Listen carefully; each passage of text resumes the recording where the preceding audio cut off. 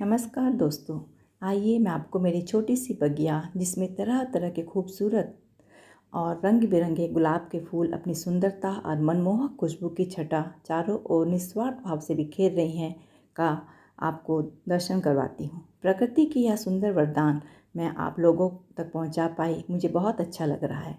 अगर आप इसी तरह प्रकृति की भालो खूबसूरती है, का आनंद लेना चाहते हैं तो दारुण मेरे है। चैनल को शेयर करिए, लाइक करिए और सब्सक्राइब करिए। धन्यवाद।